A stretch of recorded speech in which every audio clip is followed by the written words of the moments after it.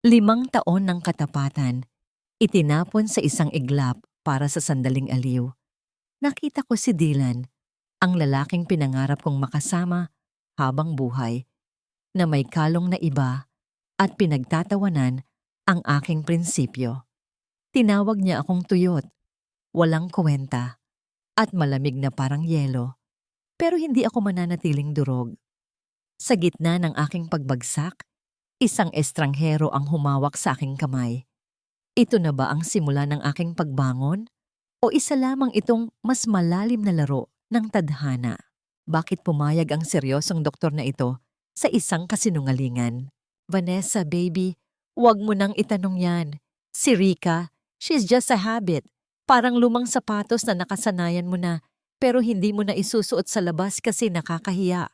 Masyadong tuyot, masyadong pa-pure. 5 taon, Vanessa. 5 taon akong nagtiis sa isang babaeng parang rebulto sa lamig. Nakakasawa na. Ang mga salitang iyon ay tila mga lasong unti-unting pumatak sa pandinig ni Rica Sanchez habang nakatayo siya sa labas ng pintuan ng opisina ni Dylan. Hawak-hawak niya ang isang paper bag na naglalaman ng paboritong menudo ni Dylan na maaga pa niyang niluto at pinaghirapan. Ngayon ang kanilang ika-5 anibersaryo. Nakalib siya sa trabaho, tiniis ang puyat matapos ang sunod-sunod na deadline sa kumpanya ng arkitektura para lamang sorpresahin ang lalaking pinag-alayan niya ng kanyang buong puso at kabataan. Ngunit ang sorpresang inihanda niya ay nauwi sa isang malupit na biro ng tadhana. Ang amoy ng masarap na ulam na niluto niya nang may pagmamahal ay tila naging amoy ng pagkabulok sa kanyang pangamoy. Naramdaman ni Rika ang unti-unting panginginig ng kanyang mga tuhod. Ang bawat salita ni Dylan ay tila isang matalim na kutsilyo na humihiwa sa kanyang pagkatao. Dahan-dahan at walang awat. Narinig niya ang maharot na tawa ng isang babae mula sa loob. Si Vanessa, ang bagong marketing associate na palagi niyang pinagkakatiwalaan noon. So kailan mo siya balak hiwalayan? Baka mamaya, pati sa kasal niyo, maging rebulto pa rin siya. Muling tumawa si Dylan. Ang tawang dati ay nagpapakalma kay Rika. Ngunit ngayon ay nagpapayanig sa kanyang buong mundo. Kasal? Sinong may sabing pakakasalan ko ang isang babaeng hindi man lang maibigay ang pangangailangan ng isang lalaki? Hinahayaan ko lang siyang umasa dahil kailangan ko pa ang tulong niya sa mga projects ko. After that, she's gone. Sa sandaling iyon, tila huminto ang pag-ikot ng mundo para kay Rika. Ang pagkaing bitbit niya ay dahan-dahang nadulas mula sa kanyang nanginginig na mga daliri. Hindi ito bumagsak ng may ingay, kundi isang mapurol na tunog ng plastik na tumama sa alpombra, kasabay ng pagtapon ng sarsa ng menudo na tila dugong kumalat sa sahig. Ngunit hindi iyon napansin ng 2 taong naglalandian sa loob. Nanigas ang buong katawan ni Rika. Ang kanyang lalamunan ay tila tinikla ng tuyong buhangin. Hindi siya makahinga, hindi siya makasigaw. Ang sakit ay hindi dumating bilang isang bagyo, kundi bilang isang nakabibinging katahimikan. Ang kanyang mga mata ay nanatiling nakatitig sa pintuan, ngunit ang kanyang paningin ay unti-unti nang lumalabo dahil sa namumuong luha na ayaw niyang hayaang pumatak. Bawat sakripisyong ginawa niya, ang pagpili sa karera ni Dylan bago ang sa kanya, ang pag-aalaga sa lalaking ito tuwing may sakit ito, ang pagpapanatili ng kanyang prinsipyo at dangal. Dahil sa pangakong pag-ibig, lahat ng iyon ay itinapon lang sa basurahan sa loob ng ilang minuto. Ang kanyang dignidad ay tila isang pirasong papel na nilamukos at itinapon sa putikan. Dahan-dahan, sa gitna ng kanyang pagkawasak, ay iniangat niya ang kanyang nanginginig na kamay upang hawakan ang doorknob. Sa isang malalim na buntong hininga, na tila huling hininga ng kanyang kaligayahan, itinulak niya ang pinto. Ang gulat sa mga mata ni Dylan at ang mapanuyang ngiti ni Vanessa ang bumungad sa kanya. Hindi sumigaw si Rika, hindi siya nag-eskandalo. Tumayo lamang siya roon, maputla at tila isang anino ng babaeng puno ng buhay kanina lamang. Tiningnan niya si Dylan. ang lalaking inasahan niyang magiging ama ng kanyang mga anak, at nakita niya ang isang estranghero. "Rika, kanina ka pa ba dyan?" tanong ni Dylan. Bakas ang kaunting kaba, ngunit agad ding napalitan ng kawalang pake. Tumingin si Rika sa kumalat na pagkain sa sahig, pagkatapos ay muling tumingin kay Dylan. Ang kanyang tinig ay gumaralgal, isang bulong na punong-puno ng pait. "Ang menudo. Paborito mo yan, di ba? Sayang, katulad ng 5 taon ko, itinapon ko lang pala sa maling tao." Hindi na niya hinintay ang sagot. Tumalikod siya at tumakbo. Tumakbo siya palayo sa gusaling iyon, palayo sa kasinungalingang binuo niya sa loob ng 5 taon. Ngunit habang bumababa siya sa hagdan, ang kanyang paningin ay tuluyan ng nagdilim. Ang kanyang puso ay tila tumigil sa pagtibok sa tindi ng sakit. At ang huling naramdaman niya ay ang malamig na semento ng kalsada bago tuluyang lamunin ng kadiliman ang kanyang malay. Sa huling sandali ng kanyang kamalayan, isang tanong ang umalingaw-ngaw sa kanyang isipan. Hanggang kailan kailangang magbayad ang isang babaeng nagmahal lang ng tapat sa maling paraan? Wala ba talagang kamag-anak o kahit man lang kaibigan na pwedeng tawagan para sa pasyenteng ito? Kanina pa siya rito, pero wala man lang naghahanap sa kanya. Ang mahinang bulong na iyon ng isang nurse, ang unang tunog na bumasag sa katahimikan sa loob ng silid. Dahan-dahang iminulat ni Rika ang kanyang mga mata. Ngunit agad din siyang napapikit dahil sa hapdi ng liwanag na nagmumula sa puting kisame. Ang amoy ng alkohol at gamot ay tila sumakal sa kanyang lalamunan. Isang malupit na paalala na hindi siya nasa loob ng isang masamang panaginip. Ito ang realidad. Ang realidad kung saan siya ay mag-isa, durog, at tila itinapon ng mundo. Isang malamig na pakiramdam ang dumaloy sa kanyang braso. Nang sulyapan niya ito, nakita niya ang swero na unti-unting pumapatak, tila nagbibilang ng bawat sandali ng kanyang pagdurusa. Sinubukan niyang igalaw ang kanyang mga daliri, ngunit ang bawat kalamnan sa kanyang katawan ay tila gawa sa mabigat na tingga. "Gising ka na pala, Miss Sanchez. Huwag ka munang piliting bumangon. Masyado pang mababa ang blood pressure mo dahil sa tindi ng stress at pagod." Ang boses na yon ay baritono, malalim, at walang kahit anong bakas ng emosyon. Iniangat ni Rika ang kanyang paningin at doon niya nakita ang isang lalaking nakasuot ng puting gown. Matangkad ito. May mga matang tila nakatitig sa kaibuturan ng kanyang kaluluwa at isang mukhang tila inukit mula sa pinakamahal na marmol sa sobrang kaguwapuhan, pero ang lamig ng kanyang aura ay tila mas lalong nagpalamig sa loob ng silid ng ospital. "Sino? Sino po kayo?" Halos walang boses na tanong ni Rika. "Dr. Cesar Romero. Ako ang attending physician mo." Sagot nito habang may isinusulat sa clipboard. Hindi man lang ito tumingin sa kanya ng direkta. Tila ba isa lamang siyang numero sa listahan ng mga pasyente.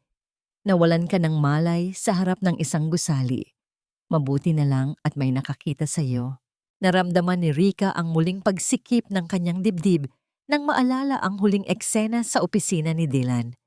Ang bawat salita ng pang-aapi ay muling umalingaw-ngaw sa kanyang isipan. Tila mga bubog na bumabaon sa kanyang puso. Wala siyang masabi. Ano nga ba ang sasabihin niya? Na nawalan siya ng malay dahil sa sobrang sakit ng pagtataksil? Biglang bumukas ang pinto ng silid ng walang pasabi. Ang tunog ng mga yabag na yon ay kabisadong-kabisado ni Rika. Ang tibok ng kanyang puso ay bumilis, hindi dahil sa pag-ibig, kundi dahil sa matinding takot at kahihiyan. "So nandito ka lang pala? Pinag-alala mo pa ang mga tao sa office dahil sa eksenang ginawa mo, Rika." Si Dylan. Nakatayo ito sa pintuan. Suot pa rin ang kanyang mamahaling suit, tila walang anumang nangyari. Walang bakas ng pag-aalala sa kanyang mukha. Sa halip ay iritasyon ang nakapinta roon.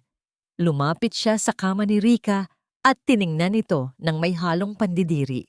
"I just came here to tell you na kailangan ko na ang spare key ng kondo ko. At yung 500,000, na ipinahiram mo para sa investment ko last month? Consider that as payment for the 5 years I wasted being with a woman as boring as you. Huwag mo na akong kukulitin, Rika. We're done. Naramdaman ni Rika ang panginginig ng kanyang buong katawan. Gusto niyang sumigaw. Gusto niyang ipaglaban ang kanyang sarili. Ngunit ang kanyang tinig ay tila naubos na.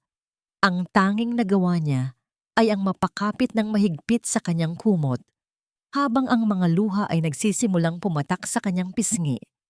Ang kahihiyang nararamdaman niya sa harap ng doktor ay mas masakit pa sa anumang sampal. Napansin ni Rika ang bahagyang pagtigil ni Dr. Cesar sa pagsusulat. Ang doktor ay dahan-dahang humarap kay Dylan. Ang kanyang mga mata ay tila naging kasing talim ng scalpel. Sa isang iglap, isang desperadong ideya ang pumasok sa isip ni Rika. Hindi niya hahayaang huling tawanan siya ni Dylan. Hindi ngayon. Love, bakit mo hinahayaang pumasok ang kung sino-sino rito?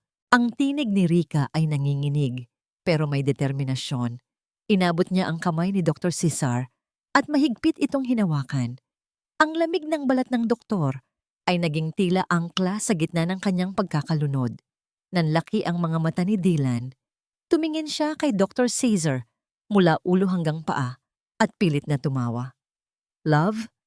Rika, huwag mong sabihing ang seryosong doktor na ito ang ipinalit mo sa akin? Hindi mo nga ako mapagbigayan sa kama? Tapos ito ang bibiktimahin mo? Nanatiling tahimik si Cesar. Naramdaman ni Rika ang tensyon sa pagitan ng kanilang mga kamay.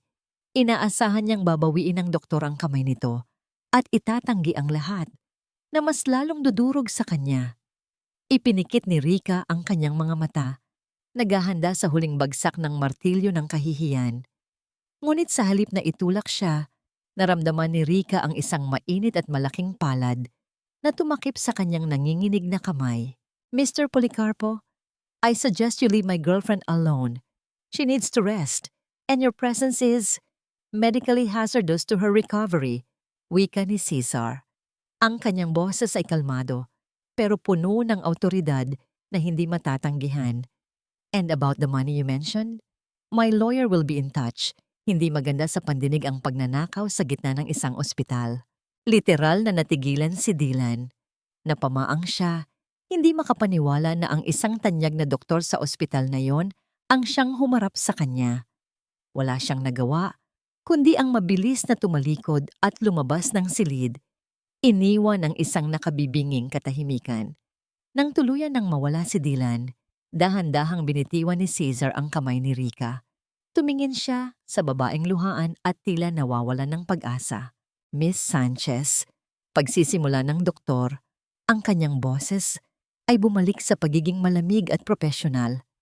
Huwag mong isiping ginawa ko yon dahil sa awa. Magbabayad ka sa ginawa mong ito. I expect you to fulfill your part of the bargain paglabas mo rito. Napatitig si Rika sa kanya. Ang kanyang puso ay muling bumilis ang tibok. Isang kasunduan, isang bayad. Habang nakatingin siya sa misteryosong doktor, isang tanong ang umusbong sa kanyang isipan. Nakatakas nga ba siya sa isang halimaw o lalo lang siyang nahulog sa isang mas malalim at mas mapanganib na hukay? Ngayon pa lang, nililinaw ko na sa'yo. Hindi ito charity work, Miss Sanchez. Everything in this world has a price, even a few minutes of pretend protection. Ang boses ni Dr. Cesar Romero ay tila isang malamig na hanging pumasok sa silid. Muling nagpagunita kay Rika na ang mundong kanyang ginagalawan ay hindi isang fairy tale. Walang prinsipe na dumarating ng walang kapalit. Naramdaman ni Rika ang unti-unting pagbagsak ng kanyang balikat. Ang pag-asang naramdaman niya kanina nang hawakan ng doktor ang kanyang kamay ay tila isang bula na biglang pumutok, iniwan siyang basa at giniginaw sa katotohanan. Sinubukan ni Rika na abutin ang kanyang bag sa gilid ng mesa. Nanginginig ang kanyang mga daliri habang hinahanap ang kanyang pitaka. Gusto niyang bayaran ang anumang nagastos sa kanya. Gusto niyang ipakita na kahit durog ang kanyang puso, mayroon pa rin siyang natitirang dangal. Ngunit nang mabuksan niya ang zipper, Tila huminto ang pagdaloy ng dugo sa kanyang mukha. Wala ang kanyang mga credit card. Wala ang kanyang cash. Tanging ang mga barya at resibong luma ang natira. Naalala niya ang sinabi ni Dylan. Kinuha na nito ang lahat. Wala. Wala akong pambayad sa inyo ngayon. Bulong ni Rika. Ang kanyang mga mata ay nakatitig sa kawalan habang ang mga luha ay muling nagbabadyang pumatak. Kinuha niya ang lahat. Ang pera ko, ang dignidad ko, pati ang 5 taon ng buhay ko. Hindi kumibo si Cesar. Sa halip lumapit siya sa bintana at tumingin sa labas, kung saan unti-unti nang lumulubog ang araw at nagbibigay ng kahel na kulay sa langit. Ang katahimikan sa loob ng silid ay tila isang mabigat na kumot na nakapatong kay Rika. Ang tanging naririnig ay ang mahinang ugong ng aircon na tila sumasabay sa mabagal na pagtibok ng kanyang puso. Hindi pera ang kailangan ko, Miss Sanchez. Muling pagsisimula ni Caesar habang nananatiling nakatalikod. Kailangan ko ng isang distraction. At ikaw ang pinaka-convenient na option na meron ako ngayon. Humarap ang doktor sa kanya. Ang kanyang ekspresyon ay nanatiling blanko. Ngunit may isang uri ng determinasyon sa kanyang mga mata na nagpakaba kay Rika. Ang aking ina, si Doña Consolacion, ay hindi titigil hanggat hindi ako nagpapakasal sa babaeng gusto niya, si Dr. Selena. She is persistent, manipulative, and she makes my professional life a living hell. If I introduce someone like you, someone who is clearly not from our circle, someone who seems vulnerable, my mother will be too busy criticizing you to focus on the wedding plans. Naramdaman ni Rika ang isang matinding kurot sa kanyang dibdib. So, gagamitin niyo ako para maging punching bag ng ina niyo. Para lang makatakas kayo. Isang mapait na ngiti ang sumilay sa labi ni Caesar. Exactly. At bilang kapalit, bibigyan kita ng proteksyon. Walang Dylan na makakalapit sa'yo. Walang utang na sisingilin sa'yo. At higit sa lahat, maibabalik ko sa'yo ang dignidad na kinuha ng lalaking yon sa harap ng maraming tao. Isipin mo ito bilang isang business transaction, Rika. No feelings involved, purely acting. Kinuha ni Cesar ang isang piraso ng reseta mula sa kanyang bulsa at isang ballpen. Inilatag niya ito sa maliit na lamesa sa harap ni Rika. Bukas ay kaarawan ng aking ina. Doon kita ipakikilala. You have 12 hours to decide. If you say yes, we start the play. If no, you can leave this hospital tonight. But remember, Dylan is still out there and you have nothing left. Tiningnan ni Rika ang puting papel sa kanyang harap. Alam niyang ito ay isang mapanganib na laro. Ang pumasok sa buhay ng isang Cesar Romero ay tila pagtalon sa isang malalim na bangin nang walang kasiguraduhan kung may sasalo sa kanya. Ngunit nang maalala niya ang mapanuyang tawa ni Dylan at ang sakit ng pagiging boring at tuyot, isang apoy ang unti-unting nagliyab sa kanyang kalooban. Hindi na siya muling papayag na tapakan ng kahit sino. Kinuha ni Rika ang ballpen. Ang kanyang kamay ay nanginginig pa rin, ngunit sa pagkakataong ito, hindi dahil sa takot, kundi dahil sa galit na nagbibigay sa kanya ng lakas. Sa isang gusot na tissue paper na nasa tabi ng kanyang kama, dahan-dahan niyang isinulat ang kanyang pangalan sa ibaba ng mga kondisyon na mabilis na isinulat ni Cesar. Isang kontratang binuo sa gitna ng desperasyon at pait. Deal, bulong ni Rika. Tiningnan ni Cesar ang tissue paper na may pirma ni Rika. Isang maliit na detalye, isang piraso ng basura para sa iba, pero para kay Rika, ito ang huling sinulid na nag-uugnay sa kanya sa kanyang natitirang buhay. Sandali silang nagkatinginan, isang doktor na may lihim na sugat at isang arkitekto na winasak ng pag-ibig. Good, sabi ni Caesar habang itinatago ang tissue sa kanyang bulsa. Magpahinga ka na. Bukas, susunduin kita. Haharap tayo sa aking ina at sa mundong hindi mo pa kailanman nakikita. Siguraduhin mong hindi mangangatal ang boses mo, Rika. dahil ang babaeng yon nakakaamoy siya ng takot. At sa sandaling maramdaman niyang mahina ka, lalamunin ka niya ng buhay. Lumabas si Caesar ng silid. Iniwan si Rica na nakatitig sa kanyang sariling nanginginig na mga kamay. Ang bawat patak ng swero ay tila naging tunog ng isang orasan na nagbibilang ng nalalabi niyang oras bago tuluyang magbago ang kanyang buhay. Ang dilim sa labas ng bintana ay tila mas lalong naging siksik. Tila nagtatago ng mga sikretong hindi pa niya kayang harapin. Ang bawat hakbang ni Rica papasok sa mansyon ng mga Romero ay tila isang hakbang patungo sa sarili niyang bitayan. Ang malalaking haligi ng bahay na gawa sa mamahaling marmol at ang mga naglalakihang chandelier na nagbibigay ng nakasisilaw na liwanag ay tila mga matang nanghuhusga sa kanyang pagkatao. Suot niya ang isang simpleng beige na dress na binili ni Caesar para sa kanya. Isang suot na kahit gaano kaganda ay hindi kayang itago ang panginginig ng kanyang mga tuhod. Rica, huminga ka ng malalim. Just keep your head up. Hindi ka narito para magmakaawa. Narito ka bilang kasintahan ko. Bulong ni Cesar sa kanyang tabi.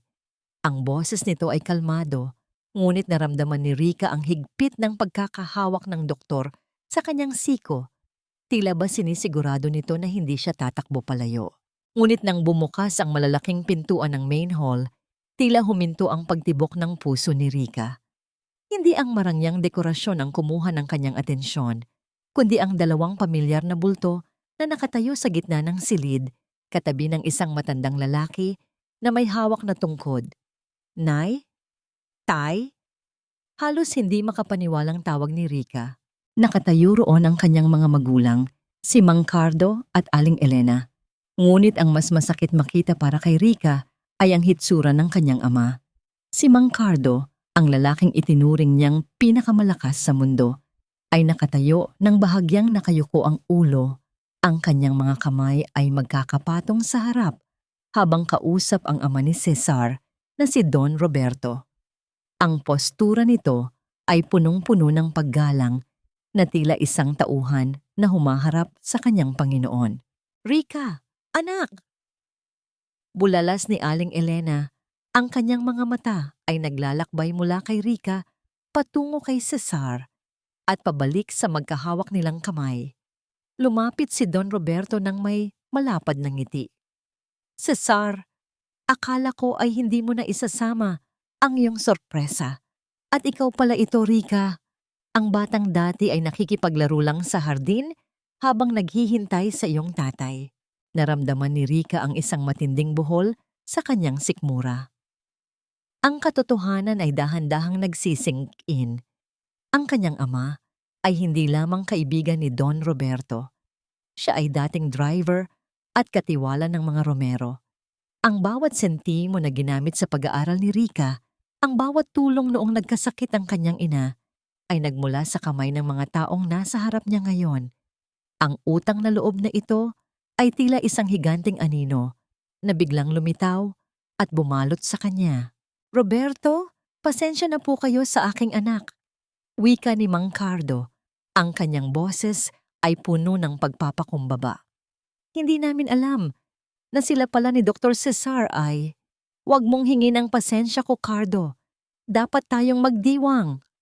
Tumawa si Don Roberto at tinapik ang balikat ng ama ni Rica. Ang pamilya natin ay matagal nang pinag-ugnay ng tadhana. Ngayon, mas lalo lamang itong titibay. Sa gitna ng kagalakan ni Don Roberto, isang matalim na katahimikan ang nagmula sa direksyon ng hagdanan. Doon ay nakatayo si Doña Consolacion, ang ina ni Cesar. Ang kanyang suot na itim na terno ay tila sumasalamin sa lamig ng kanyang tingin. Hawak niya ang isang mamahaling abaniko na dahan-dahan niyang itinitiklop. Ang tunog ng bawat pagsara nito ay tila isang babala. Lumapit si Rica. Ang kanyang puso ay nagwawala sa kaba. Alam niya ang dapat gawin. Sa kulturang kinalakihan niya, ang paggalang ay higit pa sa salita. Dahan-dahan niyang kinuha ang kamay ni Doña Consolacion at inilapat ang likod nito sa kanyang noo. Ang kamay ng matandang babae ay kasing lamig ng yelo at walang kahit anong pagtugon na nagmula rito. Mano po, ma'am, bulong ni Rica. Ilang segundo ang lumipas bago binawi ni Doña Consolacion ang kanyang kamay. Tiningnan niya si Rica mula ulo hanggang paa. Isang mapanuring tingin na tila tinitimbang ang bawat hibla ng kanyang suot at bawat butil ng kanyang pagkatao. Roberto, anong ibig sabihin nito? Tanong ng matandang babae. Ang kanyang boses ay puno ng pait. Ipinatawag mo ang pamilya ng dating driver natin para lang sabihing ang anak nila ang ipapalit ni Cesar kay Selena?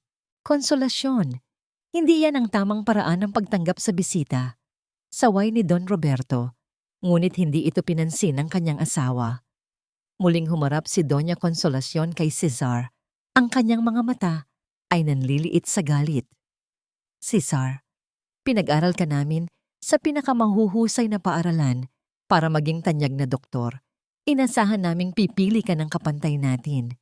Pero ito, ang anak ng isang tauhan, isang babaeng kinuha lang natin sa kalsada dahil sa awa. Naramdaman ni Rica ang matinding hapdi sa kanyang puso. Gusto niyang magsalita. Gusto niyang ipagtanggol ang kanyang ama na nakatayo lang doon at tahimik na tinatanggap ang bawat insulto. Ngunit ang bigat ng utang na loob ay tila isang kadena na nakagapos sa kanyang dila. Tumingin siya sa kanyang ama at nakita ang isang luhang pumatak mula sa mga mata nito. Isang luhang puno ng kahihiyan dahil sa kanya. Siya, muling wika ni Doña Consolacion, ang boses ay puno ng pandidiri. Ang anak ng driver natin, ang balak mong ipakilala bilang kasintahan mo sa harap ng lahat ng bisita natin bukas? Over my dead body, Cesar. Ang katahimikan sa loob ng mansyon ay naging kasing bigat ng isang paparating na unos. Ang bawat tibok ng orasan sa dingding ay tila isang paalala na ang gabi ay nagsisimula pa lamang at ang panganib na pinasok ni Rica ay mas malalim pa sa anumang hukay na kanyang naisip. Hindi ko alam kung alin ang mas masakit, ang marinig ang bawat paghamak sa aking pagkatao o ang makita ang aking amang nananatiling nakayuko dahil sa bigat ng aming utang na loob. Ang boses ni Rica ay tila isang piping pagsigaw sa kanyang isipan habang nakatayo siya sa gitna ng marangyang sala. Ang bawat salita ni Doña Consolacion ay tila mga latigo na humahagupit sa kanyang balat. Ngunit ang mas matindi ay ang pananahimik ng kanyang ama, si Mang Cardo. Sa halip na magalit, ang kanyang ama ay lumapit pa sa kanya at dahan-dahang hinawakan ng kanyang balikat, tila pinapaalalahanan siyang lunukin ang lahat ng pait para sa kapayapaan ng dalawang pamilya. Ngunit hindi natapos ang gabi sa simpleng paghamak. Si Don Roberto, sa pagnanais na tabunan ng tensyon at sa tindi ng katuwaan na ang anak ng kanyang pinagkakatiwalaang tauhan at ang kanyang sariling anak ay nagmamahalan, ay biglang itinaas ang kanyang baso ng wine. Huwag na tayong magtalo. Itong gabi na ito ay para sa selebrasyon, wika ni Don Roberto. Ang kanyang tinig ay umaling-awngaw sa buong silid. Cesar, Rica, dahil narito na rin ang inyong mga magulang, hindi na tayo magpapaligoy-ligoy pa. Sa kaarawan ni Consolacion bukas, hindi lamang kayo bilang magkasintahan ang ipakikilala. Ia-anunsyo na rin natin ang inyong engagement. Tila binuhusan ng malamig na tubig si Rica. Ang kanyang hininga ay nabitin sa kanyang lalamunan. Engagement? Ang usapan nila ni Cesar ay isang simpleng pagpapanggap lamang para makatakas sa gulo. Ngunit ang kasunduang yon ay biglang naging isang bitag na bakal na walang susing makikita. Tumingin siya kay Cesar. Umaasang itatama nito ang kanyang ama. Ngunit nakita niya ang bahagyang pag-igting ng panganang doktor. Dad, isn't it too fast? Pagsisimula ni Cesar, ngunit agad siyang pinutol ni Don Roberto. Mabilis? 5 years kitang hinintay na magkaroon ng oras sa pag-ibig, Cesar. At ngayong narito na si Rica, ang anak ng pamilyang itinuturing nating sariling atin. Bakit pa tayo maghihintay? Tumingin si Don Roberto kay Mang Cardo. Hindi ba, Cardo? Magiging magbalain na tayo. Nakita ni Rica ang pilit ng ngiti sa labi ng kanyang ama. Kung ano po ang makabubuti, Don Roberto, karangalan po namin ito. Naramdaman ni Rica ang matinding pagsikip ng kanyang dibdib. Gusto niyang sumigaw na lahat ng ito ay isang malaking kasinungalingan, na ang lalaking nasa tabi niya ay isang estranghero na binabayaran lang siya ng proteksyon kapalit ng pagpapanggap. Ngunit nang makita niya ang pag-asang nagliliwanag sa mga mata ng kanyang ina at ang luha ng kagalakan sa mukha ng kanyang ama, tila tinahi ang kanyang mga labi. Sa gitna ng katahimikang yon, ang tunog ng mabibilis na yabag ng takong ay kumuha ng atensyon ng lahat. Pumasok sa silid ang isang babaeng tila lumabas mula sa isang pahina ng fashion magazine. Si Dr. Selena. Suot niya ang isang red bodycon dress na tila sumasalamin sa nagbabagang galit sa kanyang mga mata, kahit na may nakapaskil na pekeng ngiti sa kanyang labi. I'm sorry, am I interrupting a family reunion? Wika ni Selena, ang kanyang taglish ay matalim at puno ng sarkasmo. Lumapit siya kay Doña Consolacion at humalik sa pisngi nito. Tita, I heard the news. Akala ko joke lang. But it seems like our dear Cesar has a very interesting taste in women now. Tiningnan ni Selena si Rica mula ulo hanggang paa, isang mapanuring tingin na tila tinitingnan ang isang mantsa sa puting tela. So, you are the legendary daughter of the driver? I must admit, ang galing mong mag-strategize, ha? From the garage to the master's bedroom, that's quite a climb. Selena, enough. Malamig na wika ni Caesar. Why, Caesar? I'm just being honest. You know Tita wants the best for you. Someone who can help you in the hospital. Someone who knows our world. Not someone who probably thinks a stethoscope is a piece of jewelry. Tumawa si Selena. Isang tunog na tila kalansing ng mga basag na kristal. Naramdaman ni Rica ang panginginig ng kanyang mga kamay. Ngunit bago pa siya makasagot, naramdaman niya ang isang mainit at malakas na palad na humawak sa kanyang kamay sa ilalim ng lamesa. Si Cesar. Ang pagkakahawak nito ay mahigpit, tila nagbibigay ng isang tahimik na lakas. Selena, Rica is an architect. She builds structures that last, unlike words that only aim to destroy. Sagot ni Caesar, ang kanyang boses ay kalmado, ngunit puno ng babala. At tungkol sa engagement, it's my life, and I've made my choice. Hinarap ni Caesar ang kanyang ina, na tila handang sumabog sa galit. Mom, if you want me to stay in this party bukas, you will treat Rica with respect. If not, we will leave tonight. Nagkaroon ng nakabibinging katahimikan. Ang tensyon sa pagitan ng mag-ina ay tila isang kuryenteng gumagapang sa buong mansyon. Si Doña Consolacion ay nanginginig sa galit, habang si Selena ay nakakuyom ang mga palad. Bago pa man makasagot ang sinuman, ang cellphone ni Rica na nasa loob ng kanyang maliit na bag ay nagsimulang mag-vibrate ng sunod-sunod. Sa kaba, dahan-dahan niya itong sinulyapan. Isang mensahe mula sa isang hindi kilalang numero. Ngunit ang mga salitang naroroon ay sapat na para patigilin ang tibok ng kanyang puso. Akala mo ba matatakasan mo ang lahat ng utang mo sa akin dahil lang nakahawak ka sa isang Romero? I know about the mortgage, Rica. One word from me, and your parents will be sleeping on the streets by next week.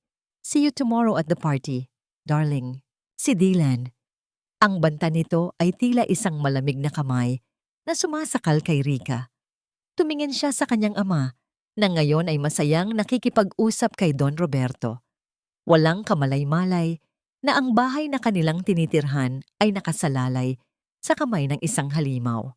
Naramdaman ni Rica ang unti-unting pagdilim ng kanyang mundo. Ang kasunduang akala niya ay proteksyon ay tila naging isang mas malaking labanan. Sa pagitan ng panggigipit ni Dylan, ang puot ni Doña Consolacion at ang peking engagement na ito, naramdaman ni Rica na tila wala na siyang matatakbuhan. Poor Rica, akala mo ba ang suot mong mamahaling dress ay sapat na para itago ang amoy ng grasa at kahirapan sa balat mo? Kahit balutin ka pa ni Cesar ng ginto, mananatili kang anak ng driver sa paningin ng lahat. Ang tinig ni Selena ay tila isang matalas na labaha na dahan-dahang humihiwa sa natitirang kumpiyansa ni Rica. Kinabukasan, maagang pumunta si Rica sa ospital upang sana ay kausapin si Cesar tungkol sa pagbabanta ni Dylan. Ngunit sa halip na ang doktor ang madatnan niya sa opisina nito, ang nakangising si Selena ang sumalubong sa kanya. Nakasandalang doktora sa lamesa ni Cesar. Tila siya ang nagmamay-ari ng silid habang nilalaro ang isang stethoscope sa kanyang mga daliri. Ano? Rica? Napipi ka na ba dahil sa katotohanan? Muling wika ni Selena habang dahan-dahang lumalapit. Huwag kang masyadong kampante sa engagement na yan. I know Cesar, ginagamit ka lang niya para inisin ang mommy niya. He doesn't love you. In fact, he's probably repulsed by the idea of touching someone as dry and boring as you. No wonder Dylan left you for someone who actually knows how to be a woman. Naramdaman ni Rica ang biglang paglamig ng kanyang mga kamay. Ang bawat salita ni Selena ay tila mga laso na direktang tumatama sa kanyang mga sugat na hindi pa naghihilom. Ang hapdi ng pagkaka-reject sa kanya ni Dylan dahil sa kanyang mga prinsipyo ay muling bumalik. Mas matindi at mas mapait. Gusto niyang sumagot. Gusto niyang sabihing hindi siya basura. Pero ang kanyang lalamunan ay tila punong-puno ng bubog. Alam mo, Rica, nakakaawa ka. Patuloy ni Selena. Ang kanyang boses ay naging tila isang mapagkalingang bulong, ngunit puno ng pang-uuyam. You're just a temporary band-aid to Caesar's problems. Sa oras na mapagod si Tita Consolacion, itatapon ka rin niya pabalik sa kung saang lungga ka nang galing. Why don't you do yourself a favor? Umalis ka na, bago ka pa tuluyang mapahiya sa party mamaya. Hindi na nakayanan ni Rica. Ang bigat ng banta ni Dylan sa kanyang mga magulang, ang paghamak ng pamilya Romero, at ngayon, ang mga mapanirang salita ni Selena ay nagsama-sama upang wasakin ang kanyang huling depensa. Dahan-dahang pumatak ang isang luhang kanina pa niya pinipigilan. Sinundan ito ng isa pa, hanggang sa ang kanyang buong katawan ay nanginginig na sa paghikbi. Yumuko siya. Pilit na itinatago ang kanyang mukha sa likod ng kanyang mga palad, tila isang batang nawawala sa gitna ng unos. Ang tunog ng pagbukas ng pinto ay naging dahilan upang bahagyang tumigil ang mundo. Selena, anong ginagawa mo rito? Ang boses ni Cesar ay gumaralgal sa galit. Nakatayo ang doktor sa pintuan. Ang kanyang mga mata ay madilim habang nakatingin sa kanyang kasamahan. Agad na nagbago ang ekspresyon ni Selena. Mula sa pagiging mapang-api, bigla itong naging tila isang inosenteng kaibigan. Oh, Cesar, I was just checking on Rica. She seemed a bit overwhelmed about the engagement. Wika ni Selena nang may malambing na tinig. Tila ba wala siyang sinabing anumang masama. I'll go ahead. See you later, Dr. Romero. Nang makaalis si Selena, ang katahimikan sa loob ng silid ay naging kasing bigat ng isang dambuhala. Lumapit si Cesar kay Rica na hanggang na ngayon ay hindi pa rin iniangat ang kanyang ulo. Narinig ng doktor ang mahihinang hikbi na tila mga punyal na tumatama sa kanyang pandinig.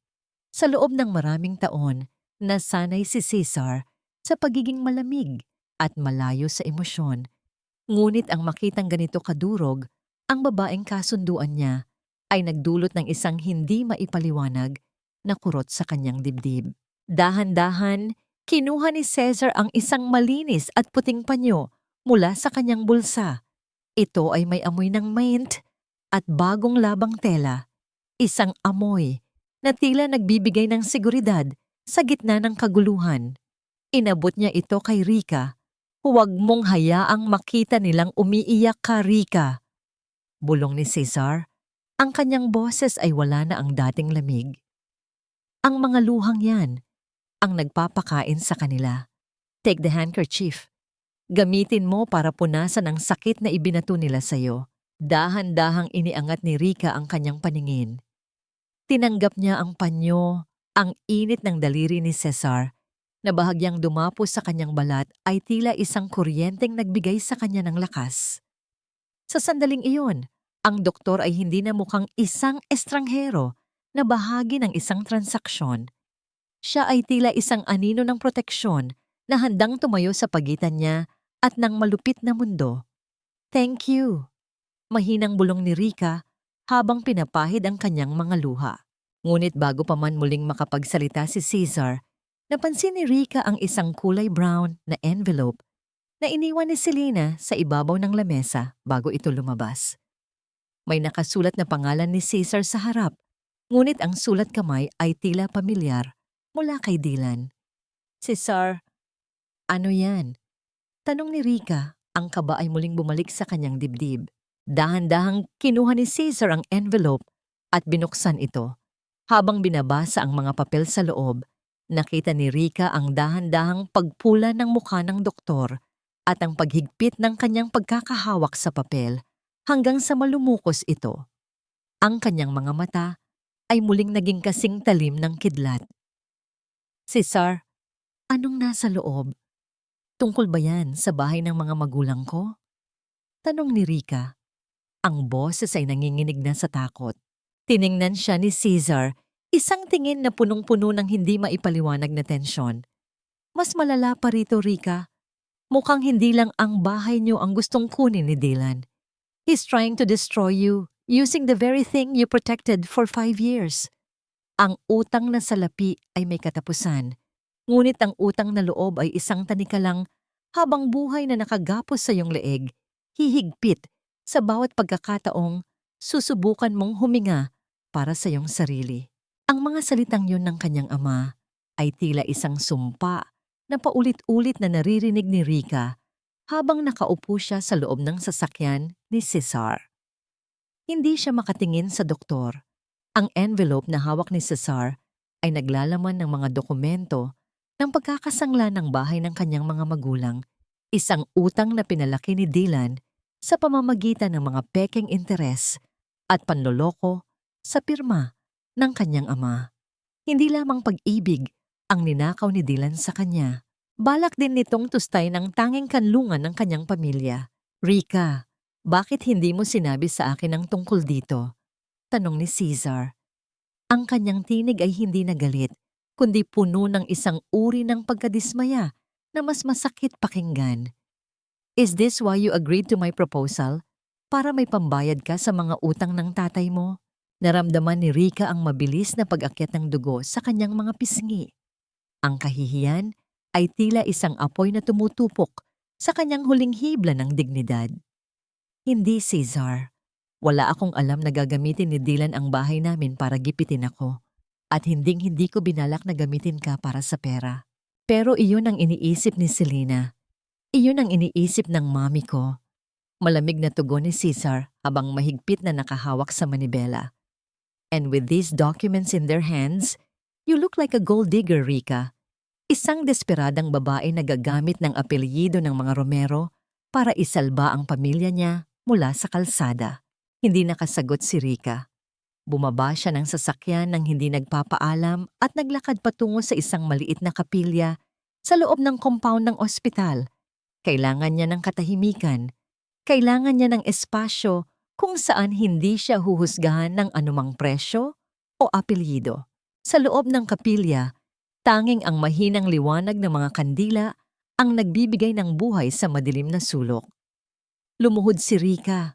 Ang kanyang mga tuhod ay tila bumigay sa bigat ng mundong kanyang pinapasan. Dito, sa harap ng altar, hindi siya ang arkitektong si Rika. Hindi siya ang kasintahan ni Caesar, kundi isang anak na takot na mawalan ng tirahan ang kanyang mga magulang. "Diyos ko, gabayan niyo po ako," bulong niya. Ang kanyang tinig ay nalulunod sa paghikbi. "Kahit ako na lang ang masaktan, huwag lang ang mga magulang ko. Patawarin niyo po ako sa kasinungalingang ito." Inilabas niya ang kanyang cellphone at tinawagan si Dylan. Kailangan niyang tapusin ang lahat. Kailangan niyang harapin ang halimaw na minahal niya noon.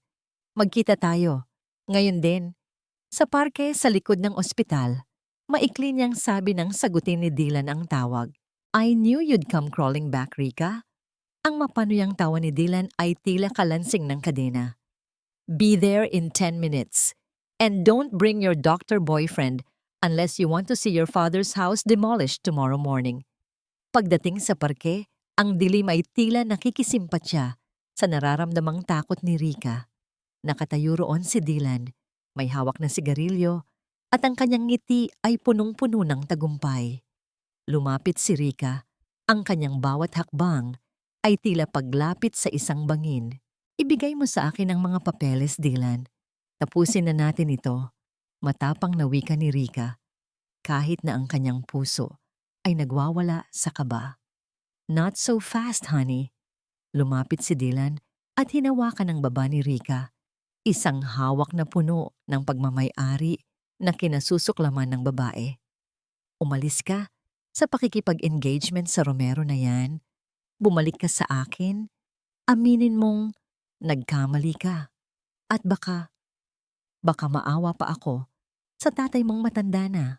Hinding-hindi ako babalik sa iyo, Dylan. Kahit mamatay ako sa gutom, dumiin ang boses ni Rika. Talaga? Kahit mawalan ng bubong ang mga magulang mo? Muling tawa ni Dylan. Sa tindi ng galit, hinawakan ni Rika ang braso ni Dylan upang bawiin ang envelope na bitbit nito. Nagkaroon ng bahagyang paghahablutan, isang tagpong mukhang malapit at emosyonal kung titingnan mula sa malayo. Sa kabilang bahagi ng parke, sa ilalim ng anino ng malalaking puno, isang bulto ang nakatayo at tahimik na nanonood. Si Cesar. Nakita niya ang kanyang kasintahan, nakausap ang lalaking sumira sa buhay nito. Nakita niya ang paghawak ni Rika sa braso ni Dylan at ang tila paglalapit ng kanilang mga mukha sa gitna ng dilim. Ang panga ni Cesar ay nag-igting. Ang tiwalang nagsisimula pa lamang tumubo sa kanyang puso. Para kay Rika ay tila biglang binunot at itinapon. Ang sakit na naramdaman niya ay hindi niya maipaliwanag. Isang panibugho na mas matindi pa sa anumang galit na naramdaman niya noon. Tumalikod si Cesar, ang kanyang mga yabag ay mabigat habang lumalayo sa parke. Ang huling nakita niya ay si Rika na tila nakayuko sa harap ni Dylan, isang larawang magbubukas ng isang bagong yugto ng paghihirap para sa kanilang dalawa. Akala ko ba ay matalino kang arkitekto, Rika? Ngunit mukhang mas magaling ka palang aktres kaysa sa inaasahan ko. Sabihin mo sa akin, magkano ba ang halaga ng bawat yakap mo sa kanya sa gitna ng dilim? Ang bawat salitang binitawan ni Cesar habang nagmamaneho pa uwi ay tila mga tipak ng yelo na bumabaon sa puso ni Rika. Pagkatapos ng tagpong yon sa parke, biglang sumulpot si Cesar at sa pilitan siyang isinakay sa kotse. Ang katahimikan sa loob ng sasakyan ay tila isang nakabibinging sigaw. Ang tanging naririnig ay ang ritmo ng ulan na dahan-dahang tumatama sa bubong ng kotse. Tila ba nakikiramay sa bigat ng atmosfera sa loob? Hindi iyon ang iniisip mo, Cesar. Nakita mo lang ang gusto mong makita. Bulong ni Rika habang nakatingin sa labas, sa mga ilaw ng kalsada na nagiging malabo dahil sa mga patak ng tubig sa bintana.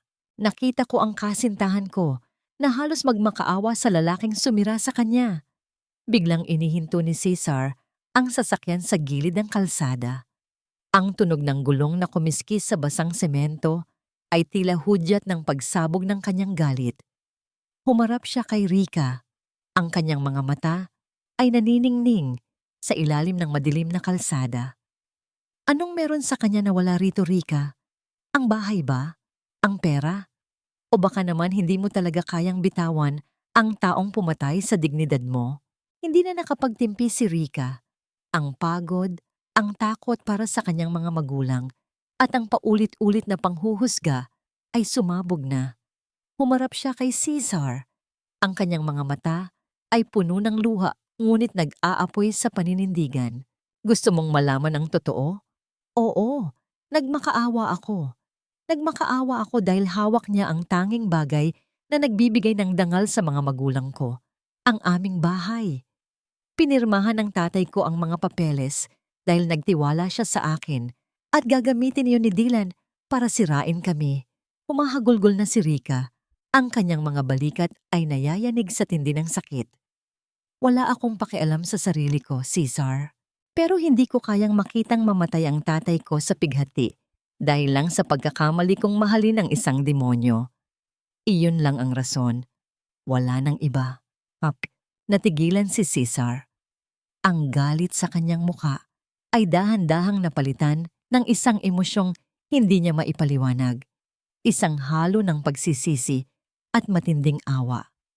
Tumingin siya sa mga kamay ni Rika na nanginginig habang nakakuyom sa kanyang kandungan. Ang bawat hikbi ng babae ay tila isang dambuhala na nagpapayanig sa kanyang sariling pundasyon. "I'm sorry," mahinang bulong ni Cesar pagkalipas ng mahabang katahimikan. Hindi ko alam na ganoon na pala kalala ang panggigipit niya. Huminga ng malalim si Cesar at sumandal sa kanyang upuan, tumingin sa malayo. "Alam mo, Rika, pareho lang pala tayo. Akala ng lahat. Dahil Romero ako, dahil doktor ako, kontrolado ko ang buhay ko. Pero ang totoo, bilanggo rin ako. Bilanggo ng pangalan ko, ng expectations ng mami ko. Ang bawat pagkakamali ko ay hindi lang akin, kundi mantsa sa buong pamilya. I wear this white coat, not just to heal, but to hide my own wounds." Tumingin si Cesar kay Rika. Ang kanyang boses ay naging tila isang haplos sa gitna ng lamig. "I promise to protect you, and I will. Hindi dahil sa contract, kundi dahil ayokong makita kang nauubos." Dahan-dahang dinala ni Cesar ang kanyang kamay sa pisngi ni Rika. Pinunasan ang isang luhang dahan-dahang dumadaloy. Ang init ng kanyang palad ay tila isang lunas na nagpatahimik sa nagwawalang damdamin ni Rika. Sa kauna-unahang pagkakataon, ang kanilang mga mata ay nagtagpo ng walang kasinungalingan, walang maskara. Muling pinaandar ni Cesar ang sasakyan. Habang nagpapatuloy ang kanilang paglalakbay sa ilalim ng ulan, ang tensyon ay dahan-dahang napalitan ng isang mainit na katahimikan. Ang pagod ni Rika sa buong araw ay tila biglang bumuhos. Ang kanyang mga mata ay unti-unting bumibigat. Hindi niya namalayan na ang kanyang ulo ay dahan-dahang sumandal sa balikat ni Cesar. Naramdaman ni Cesar ang bigat ng ulo ni Rika sa kanyang bahagi. Bahagya siyang natigilan, ngunit hindi niya ito iniwas. Sa halip, dahan-dahan niyang inayos ang posisyon nito upang mas maging komportable ang babae. Ang bango ng buhok ni Rika, na amoy ulan at sampagwita, ay tila nagpakalma sa kanyang sariling pagod. Ang tibok ng kanyang puso ay naging regular, tila nakikipagsabayan sa mahimbing na paghinga ni Rika. "Sleep, Rika," bulong niya sa hangin. Ang kanyang tinig ay puno ng lambing na hindi niya akalaing kaya niyang ibigay. "Hinding-hindi kita hahayaang masaktan muli, kahit ang kapalit pa nito ay ang sarili kong kaligayahan." Habang patuloy silang tinatahak ang madilim na kalsada, isang lihim na takot ang nananatili sa isipan ni Cesar. Naalala niya ang envelope na iniwan ni Selena. Hindi lamang ito tungkol sa bahay. May mga litratong naroon na maaaring sumira, hindi lang kay Rika, kundi sa buong plano nilang dalawa. At habang tinitingnan niya ang mapayapang mukha ni Rika habang natutulog, alam niyang kailangan niyang gumawa ng paraan bago pa man dumating ang bukas. Anong lihim ang itinatago ni Cesar mula sa envelope ni Selena? At handa ba niyang isakripisyo ang kanyang karera para sa isang babaeng nagsisimula pa lamang niyang mahalin ng totoo? Ang panibugho ay parang isang tahimik na lagnat. Hindi mo nararamdaman ang pag-akyat ng init sa iyong dugo hanggang sa hindi mo na kayang kontrolin ang panginginig ng iyong sariling mga kamay. Ito ang nararamdaman ni Cesar habang nakatayo siya sa labi ng kumpanya ni Rika kinabukasan. Balak sana niyang sorpresahin ang dalaga para sa tanghalian, ngunit ang bumungad sa kanya ay isang naglalakihang bouquet ng mga pulang rosas na nakapatong sa front desk. Ang bawat talulot ng bulaklak ay tila mga patak ng lason sa paningin ng doktor. Para kanino yan? Malamig na tanong ni Cesar sa receptionist. Kay Miss Rica Sanchez po, Doc. Pinapadala po ni Mr. Dylan Policarpo. Sagot ng babae na tila kinikilig pa. May note pa nga po. I'll wait for you at the house you're about to lose. Unless you change your mind. Ang sweet pero nakakatakot, di ba? Hindi sumagot si Cesar. Dahan-dahang lumapit ang kanyang kamay sa maliit na card na nakasabit sa mga bulaklak. Sa isang mabilis na galaw, kinuha niya ang card, nilamukos ito sa loob ng kanyang palad at itinapon sa basurahan sa tabi ng desk. Ang tunog ng pagkakalumukos ng papel ay tila munting pagsabog sa gitna ng katahimikan ng lobby. Sabihin mo kay Miss Sanchez na sa labas ang boyfriend niya at ang mga bulaklak na ito, itapon mo. Mukhang lantutay na at nagdadala lang ng dumi sa opisina niyo. Wika ni Cesar bago tumalikod nang may matigas na panga. Nang lumabas si Rica, agad niyang napansin ang tensyon sa mukha ni Cesar. Sumakay siya sa sasakyan nang hindi kumikibo, ngunit ang amoy ng pamilyar na pabango ni Dylan na tila kumapit sa kanyang gunita ay nagpabigat sa kanyang pakiramdam. May problema ba, Cesar? Tanong ni Rica habang binibigkis ang kanyang seatbelt. Wala. Maliban sa katotohanang ang lalaking sumira sa'yo ay patuloy na nagpapadala ng basura sa trabaho mo. Sagot ni Cesar, hindi tinitingnan ng dalaga. Rica, kailangan mong maintindihan. Hindi na lang ito tungkol sa kontrata natin.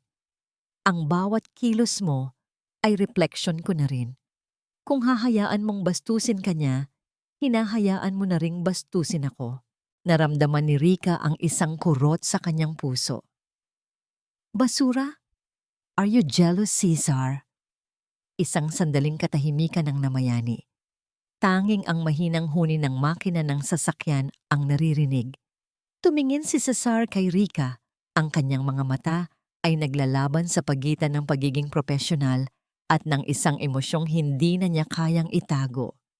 Hindi ako nagseselos, Rica. Nagagalit ako dahil hindi mo nakikita ang sarili mong halaga. Pagdating nila sa ospital para sa isang maliit na charity event bago ang malaking party ng kanyang ina, napansin ng mga nurse ang kakaibang aura ni Dr. Romero. Ang dating seryoso at tila robot na doktor ay palaging nakabantay sa bawat galaw ni Rica.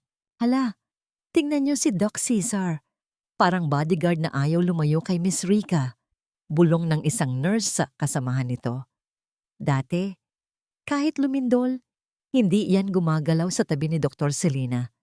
Pero ngayon, tingnan nyo, halos hindi na mabitawan ang kamay ni Ma'am Rica. Ang tamis! Narinig ni Rica ang mga bulong at naramdaman ang init na dumaraloy sa kanyang mga pisngi. Ngunit ang katuwaang iyon ay agad ding naglaho nang makita niya si Dylan na nakasandal sa kanyang sasakyan sa parking lot ng ospital, tila naghihintay na muling mang-asar. Rica, akala ko ba ay hindi mo na ako kakausapin? Pero mukhang nagustuhan mo naman ang mga rosas ko. Sigaw ni Dylan habang papalapit sa kanila. Ano, Doc? Masarap ba ang tira-tira ko? Masarap ba ang babaeng hindi mo man lang magalaw dahil masyadong banal? Ang bawat salita ni Dylan ay tila isang maruming putik na ibinabato sa dangal ni Rica. Akmang sasagot si Rica nang maramdaman niya ang isang matatag na braso na pumulupot sa kanyang baywang at hinila siya palapit. Dinala ni Cesar ang kanyang kabilang kamay sa batok ni Rica. Idiniit ang ulo ng dalaga sa kanyang dibdib. Tila binabalot ito ng isang protektibong kumot. Ang tunog ng mabilis at malakas na tibok ng puso ni Cesar ay naging tanging musika sa pandinig ni Rica. Sa posisyong iyon, ramdam ni Rica ang init ng katawan ng doktor at ang bango nito na nagpatahimik sa kanyang nagwawalang takot. Dylan, huling babala na ito. Ang babaeng hawak ko ay hindi mo na pag-aari. At sa oras na marinig ko pa, ang bastos mong bunganga, Sisiguraduhin kong hindi ka na makakatuntong sa anumang lupain ng mga Romero. Bulong ni Cesar, ang tinig ay puno ng awtoridad na tila isang haring nagtatanggol sa kanyang reyna. Hindi nakakibo si Dylan, tila nabulunan sa sariling kayabangan dahil sa tindi ng presensya ni Cesar. Hinila ni Cesar si Rica palayo. Ang kanilang mga yabag sa semento ay tila isang marcha ng tagumpay. Nang makalayo na sila, bahagyang kumala si Rica. Ang kanyang puso ay nananatiling mabilis ang tibok. Ngunit sa pagkakataong ito, hindi dahil sa takot, kundi dahil sa matinding kilig at pagkalito. Salamat, Cesar. Pero, hindi mo naman kailangang gawin yun. Acting lang naman to, di ba? Tumingin si Cesar sa kanya, isang tingin na tila humihingi ng tawad at nangangako ng sabay. Acting? Siguro nung una, Rica. Pero ngayon, hindi ko na alam kung saan nagtatapos ang palabas at kung saan nagsisimula ang totoo. Sa gitna ng kanilang madamdaming sandali, isang tunog ng notification mula sa kanilang mga cellphone ang sabay na umalingaw-ngaw. Pagbukas ni Rica ng kanyang social media, tila binagsakan siya ng langit. Isang litrato ang kumakalat at nakatag sa pangalan ng ospital at ng mga Romero. Ito ang litrato sa parke noong nakaraang gabi. Dahil sa anggulo ng pagkakuha, mukhang magkadikit ang mga labi ni Rica at Dylan sa gitna ng dilim. Ang caption ay nakakasira ng puri. Ang mapagpanggap na arkitekto na huling nakikipaghalikan sa ex-boyfriend habang suot ang engagement ring ng isang Romero. Naramdaman ni Rica ang muling pagguho ng kanyang mundo. Tumingin siya kay Cesar at nakita ang pagdilim ng mukha nito habang tinititigan ang litrato sa kanyang sariling phone. Alam ni Rica na ito ang huling kuko sa kabaong na inihanda ni Selena para sa kanya. Cesar! Hindi totoo yan. Alam mo ang totoo. Sigaw ni Rica, ang kanyang tinig ay basag na sa pighati. Ngunit hindi sumagot si Cesar. Ang katahimikan ng doktor ay mas nakakatakot kaysa sa anumang galit. Bukas na ang malaking party ng kanyang ina, at ang litratong ito ay sapat na para wasakin hindi lamang ang kanilang kasunduan, kundi ang dangal ng pamilya Romero sa harap ng buong lipunan. Anak ng isang hamak na driver, nananatiling anak ng driver kahit bihisan mo pa ng mamahaling sutla. Ang dumi na dala mo sa iyong balat ay hindi kailanman mabubura ng anumang apelyido, lalo na ng samin. Ang boses ni Doña Consolacion ay hindi sumigaw, ngunit ang bawat salita niya ay tila isang malamig na patalim na dahan-dahang bumaon sa puso ni Rica. Gabi ng malaking fiesta sa mansyon ng mga Romero. Ang buong paligid ay nababalot ng ginto at kristal na liwanag, puno ng mga tanyag na tao sa lipunan, at ang bawat isa sa kanila ay may hawak na cellphone, nakatitig sa mapanirang litratong kumalat online. Si Rica ay nakatayo sa gitna ng bulwagan, suot ang isang itim na lace gown na lalong nagpadilim sa kanyang maputlang anyo. Ang bawat bulong ng mga panauhin ay tila tunog ng mga bubuyog na dahan-dahang sumisira sa kanyang pandinig. Naririnig niya ang mga salitang gold digger, mapagpanggap at walang utang na loob. Naramdaman ni Rica ang mabilis na pagbagsak ng kanyang sariling mundo, habang ang bawat mata sa paligid ay puno ng panghuhusga at panunuya. Tita, huwag niyo na pong pahabain ang hirap niya. It's clear na si Cesar ay nabiktima lang ng isang babaeng desperada. Wika ni Selena habang lumalapit sa gitna. May hawak na baso ng champagne at isang mapanirang ngiti. Poor Rica, you thought you could play with the Romeros? Dito sa mundong ito, ang katotohanan ay laging lumalabas. Gaano mo man ito subukang itago sa ilalim ng pekeng engagement.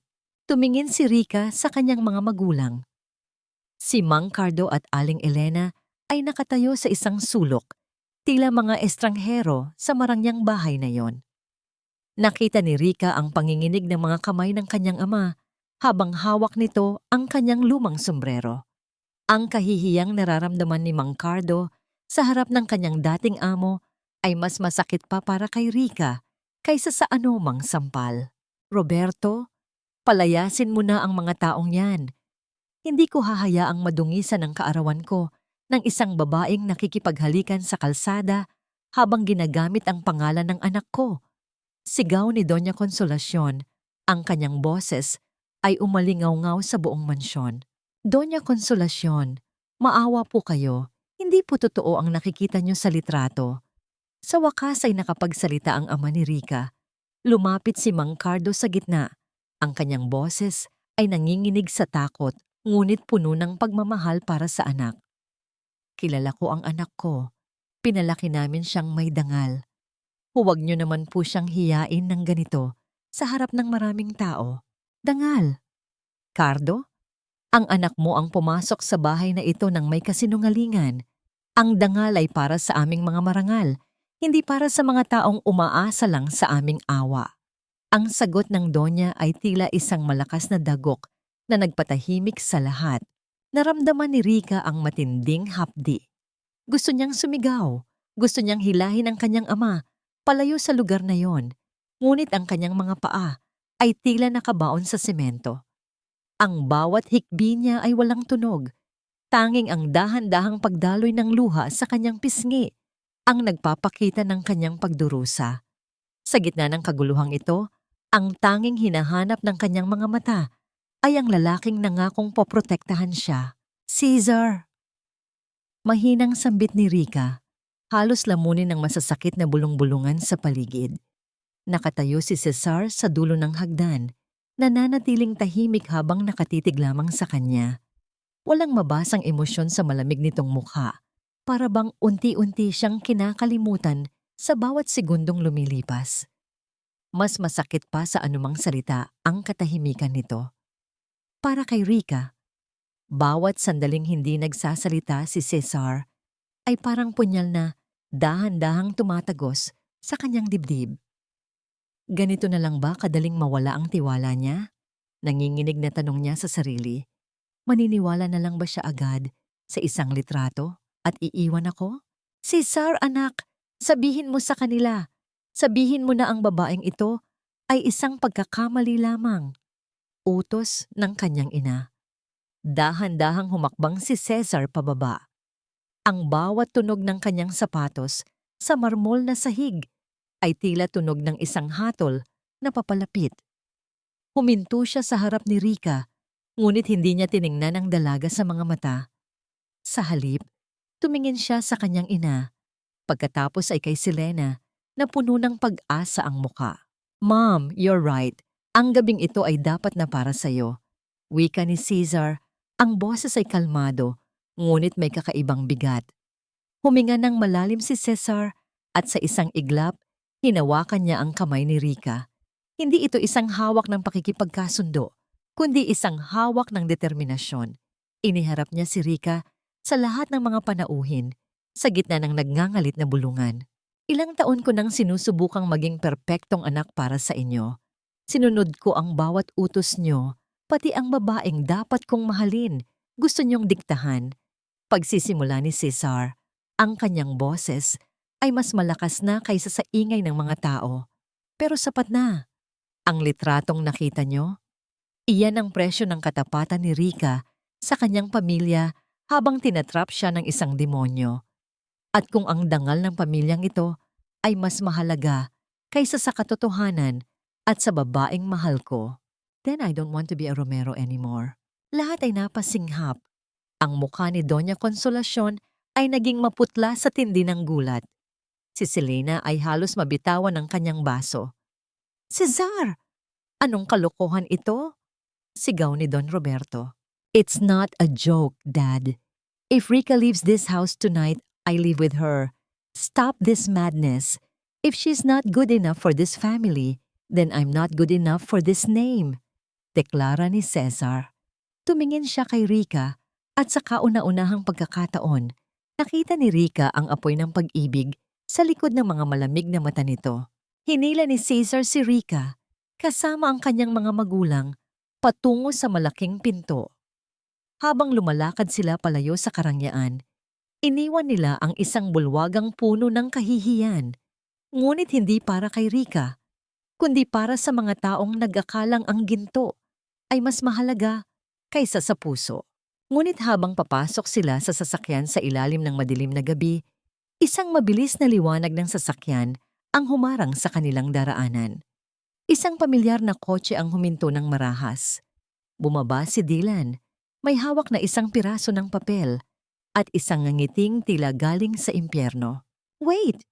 Hindi pa tapos ang palabas!" sigaw ni Dylan.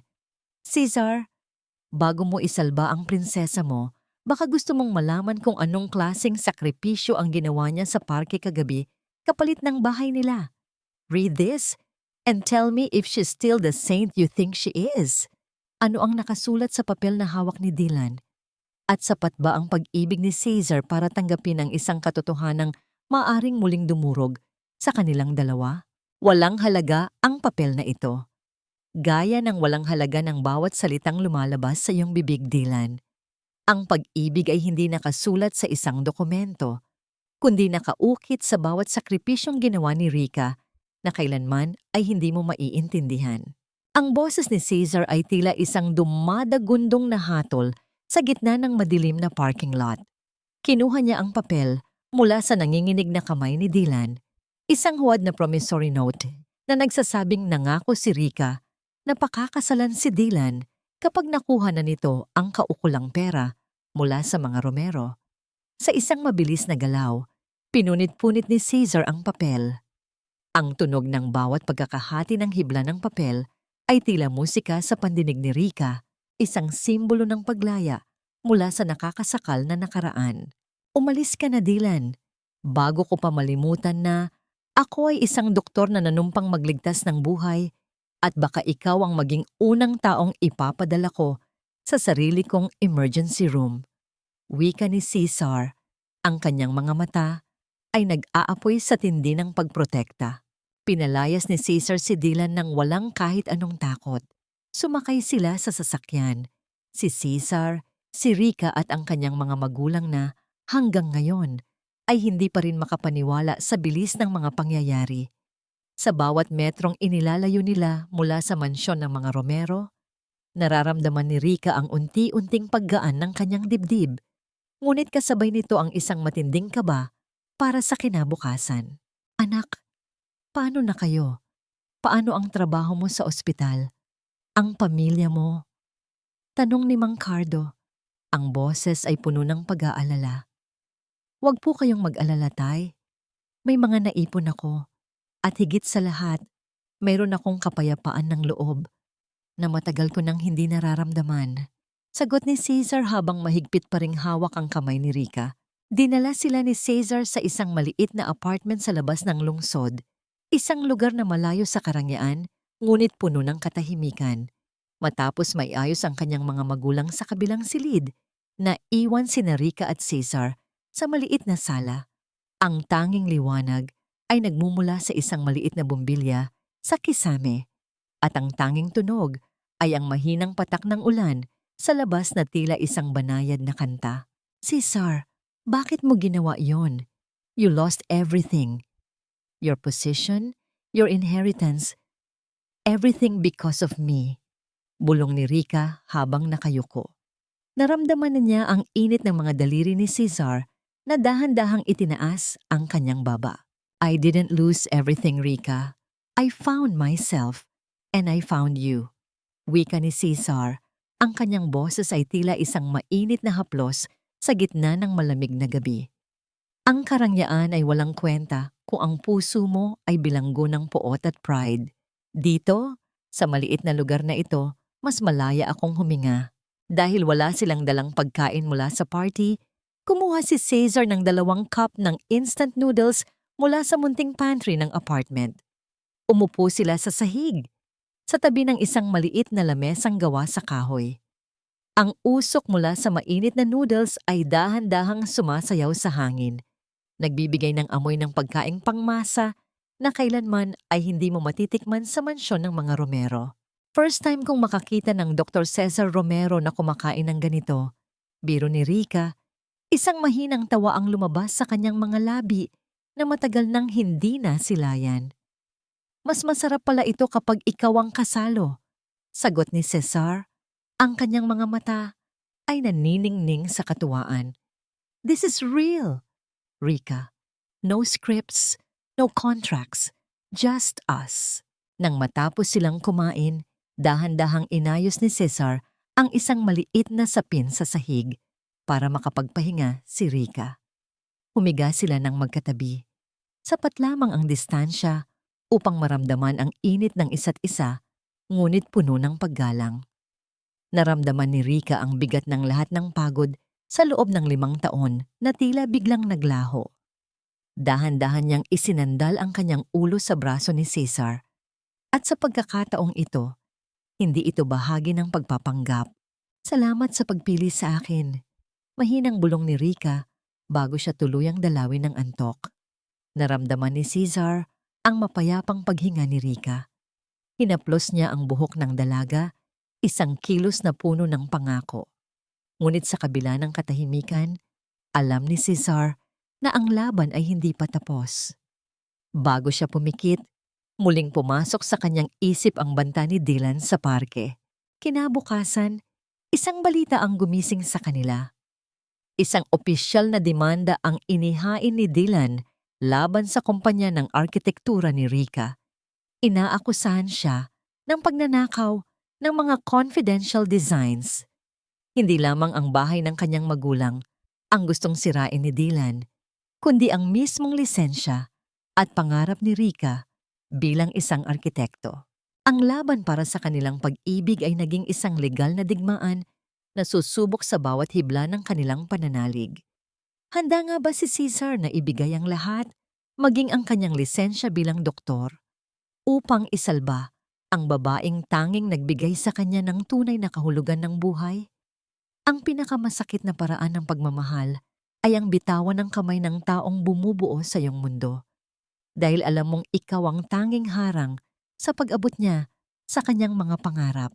Ang mga salitang ito ay tila isang paulit-ulit na bulong sa isipan ni Rika habang pinagmamasdan niya si Cesar na mahimbing na natutulog sa maliit nilang sofa.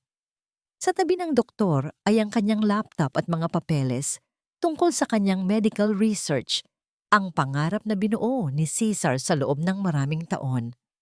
Kanina lamang, habang tulog ang doktor, ay aksidenteng nabasa ni Rika ang isang email sa screen. Pinatitigil na ng Board of Directors ng ospital ang pondo para sa kanyang pananaliksik. Ang dahilan? Ang iskandalong dulot ng kanilang pagsasama at ang banta ni Dylan sa reputasyon ng mga Romero. Naramdaman ni Rika ang isang matinding bigat sa kanyang dibdib. Hindi niya kayang maging dahilan ng pagbagsak ng lalaking nag-angat sa kanya mula sa putikan. Sa gitna ng kanyang malalim na pag-iisip, tumunog ang kanyang cellphone. Isang mensahe mula kay Selena. Magkita tayo sa coffee shop malapit sa apartment niyo. Ngayon din, kung ayaw mong tuluyang mabulok ang karera ni Cesar sa basurahan. Tahimik na lumabas si Rika. Tinitiyak na hindi magigising ang kanyang mga magulang o si Cesar. Ang malamig na hangin ng madaling araw ay tila humahalayhay sa kanyang balat. Isang babala ng paparating na ons. Pagdating sa coffee shop, naroon na si Selena. Seryoso at walang bakas ng dating mapang-aping na ngiti. Rika, hindi na ito tungkol sa selos. Pagsisimula ni Selena, ang kanyang boses ay malamig at puno ng luhika. Cesar is a brilliant doctor. His research could save lives. Pero dahil sa'yo, dahil sa kaguluhan niyo ni Dylan, binabawi ng mga donors ang pondo. My father can fix this. I can fix this. Pero kailangang wala ka na sa eksena. If you love him, you will leave him. Huwag mong hayaang ang isang arkitektong walang lisensya ang sisira sa isang doktor na may hinaharap. Hindi nakasagot si Rika. Ang bawat salita ni Selena ay tila mga katotohanang dahan-dahang sumasakal sa kanya. Alam niyang tama. Si Selena, sa mundong ito, hindi sapat ang pag-ibig para palamunin ang mga pangarap. Ang presensya niya ay tila isang mantsa na unti-unting kumakalat sa puting gown ni Cesar. Pagbalik ni Rika sa apartment, tinitigan niya ang kanyang mga magulang na mahimbing na natutulog. Alam niyang kailangan niyang kumilos ng mabilis. Dahan-dahan niyang kinuha ang kanyang lumang maleta. Ang tunog ng tela na dahan-dahang itinitiklop ay tila isang malungkot na kanta sa loob ng tahimik na silid. Ang bawat damit na inilalagay niya sa loob ay tila isang piraso ng kanyang puso na dahan-dahang binubunot. Kumuha siya ng isang piraso ng papel at ballpen. Ang kanyang kamay ay nanginginig at ang bawat salitang isinusulat niya ay tila nalulunod sa mga luhang hindi na niya kayang pigilan. Isang patak ng luha ang bumagsak sa papel na nagdulot ng maliit na mantsa sa tinta. Isang huling bakas ng kanyang pighati. Inilagay niya ang sulat sa una ni Caesar sa tabi ng stethoscope ng doktor.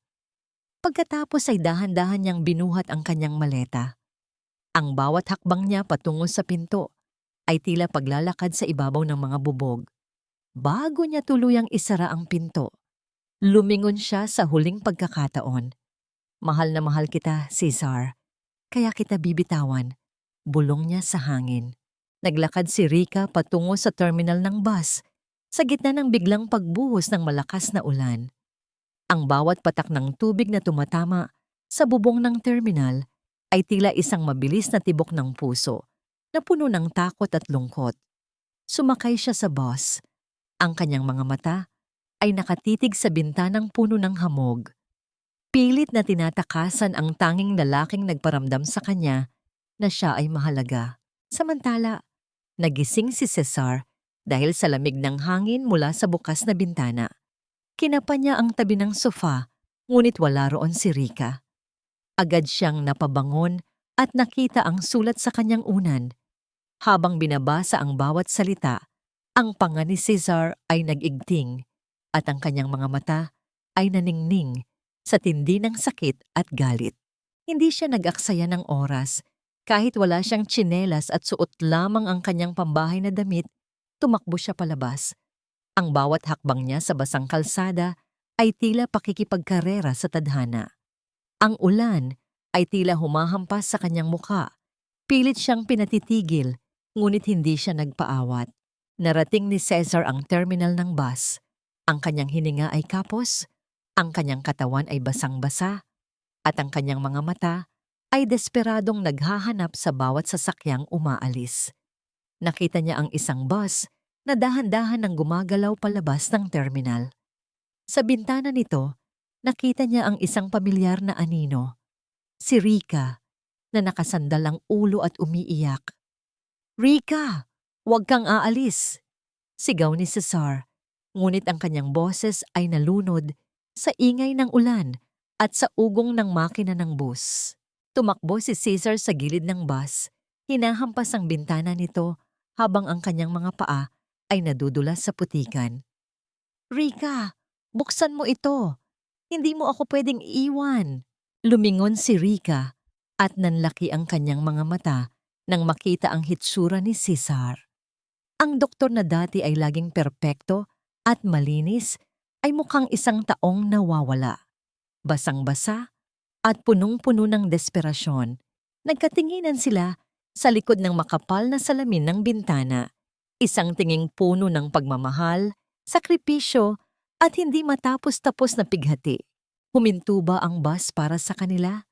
O tuluyan na bang tatangayin ng tadhana si Rica palayo sa tanging taong handang sumira ng sariling buhay para sa kanya? Ang tunay na pag-ibig ay hindi isang sakripisyo na kailangang mag-iwan ng sugat sa puso ng isa, kundi isang pakikipaglaban na ginagawa ng magkahawak kamay sa gitna ng pinakamalakas na ulan. Ang pinto ng bus ay bumukas ng may malalim na buntong hininga ng makina, kasabay ng pagpasok ng malamig na hangin at mga patak ng ulan. Pumanhik si Cesar, basang-basa. Ang kanyang buhok ay nakadikit sa kanyang noo, at ang kanyang puting kamiseta ay halos maging anino na lamang ng kanyang katawan. Ang bawat hakbang niya sa loob ng bus ay nag-iiwan ng bakas ng tubig. Tila ba dinala niya ang buong unos sa loob ng sasakyan. Nanatiling nakaupo si Rica. Ang kanyang mga kamay ay nakakuyom sa kanyang kandungan. Hindi siya makatingin ng direkta kay Cesar. Ang bawat hibla ng kanyang puso ay gustong tumakbo patungo sa lalaki, ngunit ang kanyang isipan ay pilit siyang pinatitigil. Bakit ka nandito, Caesar? Bumalik ka na.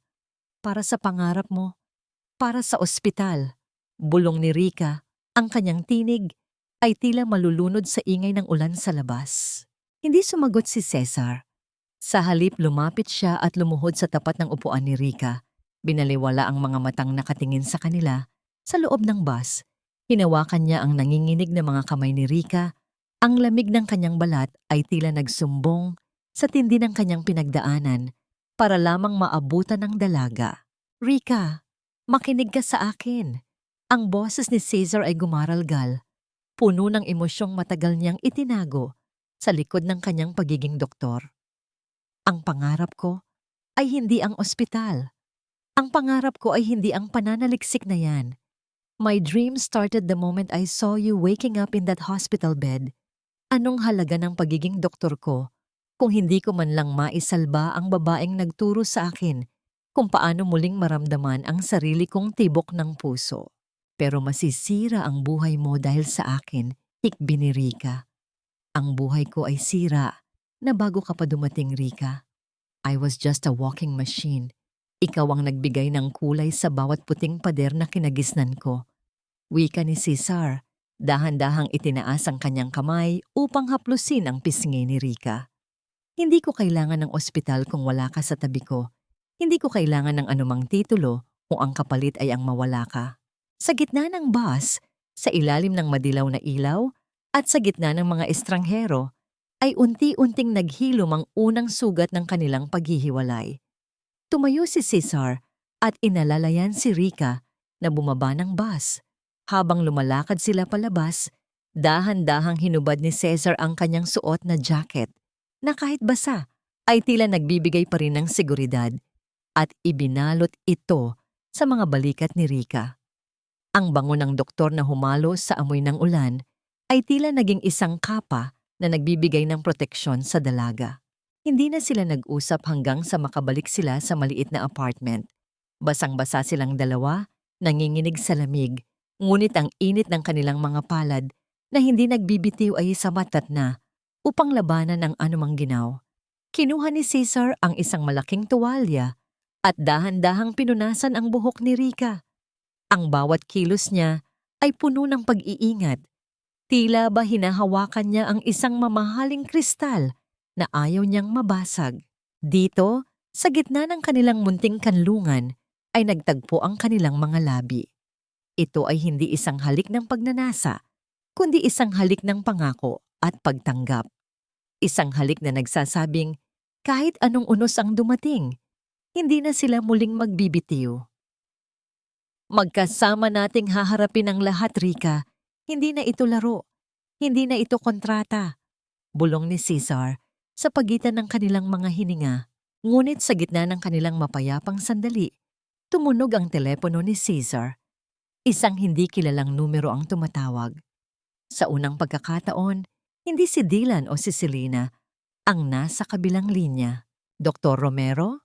Ako po si Elena, ang dating sekretary ni Mr. Dylan Policarpo. Nabalitaan ko po ang ginagawa niya kay Miss Rica. Hindi ko na po kayang sikmurain ang mga kasinungalingan niya. May hawak po akong mga dokumento na magpapatunay na siya ang nagnakaw ng mga designs at siya ang nandaraya sa mga buwis ng kumpanya. Handa po akong tumestigo. Isang mabilis na sulyap ang ipinukol ni Cesar kay Rica. Ang pag-asa na tila kanina lang ay malabo, ay biglang nagliwanag na tila isang bituin sa gitna ng madilim na langit. Sino ang babaeng ito na biglang lumitaw sa gitna ng laban? At sapat ba ang kanyang testimonya upang tuluyang pabagsakin ang mga taong gustong sumira sa kanilang kaligayahan? Ang katarungan ay parang isang bagal na apoy, maaaring matagal bago magliyab, ngunit kapag ito ay sumiklab na, walang sino mang masama ang makakatakas sa tindi ng init nito. Ang sikat ng araw sa labas ng gusali ng Board of Directors ng ospital ay tila sumasalamin sa bagong pag-asa ni Rica. Sa loob ng malaking silid na yon, kung saan ang mga pader ay balot ng mamahaling kahoy at ang bawat upuan ay okupado ng mga makapangyarihang tao. Nakatayo si Rica sa tabi ni Cesar. Hawak ng dalaga ang isang envelope na hindi na naglalaman ng mga banta, kundi ng katotohanang matagal nang itinago ng kadiliman. Naroon si Don Roberto at Doña Consolacion. Ang kanilang mga mukha ay tila mga estatwang bato sa tindi ng tensyon. Sa kabilang dulo ng lamesa ay si Selena na nakasuot ng kanyang pinakamagandang office suit at si Dylan na kampanteng-kampante habang pinaglalaroan ng isang ballpen sa kanyang mga daliri. Board of Directors, nandito tayo para pag-usapan ang pagnanakaw ng disenyo na ginawa ni Miss Rica Sanchez sa kumpanya ni Mr. Policarpo. Pagsisimula ni Selena, ang kanyang tinig ay puno ng pekeng awtoridad. Hindi natin pwedeng hayaan na ang isang taong may ganitong record ay manatiling konektado sa pangalan ng mga Romero. I agree. Dagdag ni Dylan habang nakangisi kay Rica. The evidence is clear. Rica, sumuko ka na. Baka sakaling mabawasan pa ang sentensya mo. Dahan-dahang tumayo si Cesar. Ang kanyang presensya ay tila isang dambuhala na nagpatahimik sa lahat. Hindi siya tumingin kay Selena o kay Dylan, kundi sa kanyang ama na si Don Roberto. Dad, board members, mayroon kaming panauhin na matagal nang naghihintay na marinig ang kanyang boses. Wika ni Cesar. Bumukas ang pinto at pumasok si Elena, ang dating sekretary ni Dylan.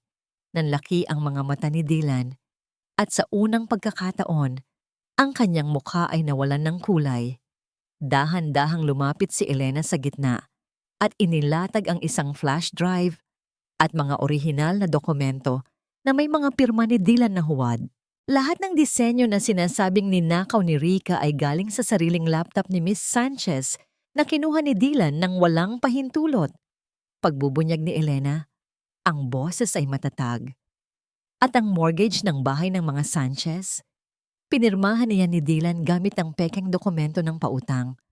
Hawak ko ang record ng bawat transaksyon, kabilang na ang mga usapan nila ni Dr. Selena kung paano nila sisirain si Rica para mapilitan itong umalis sa buhay ni Dr. Cesar.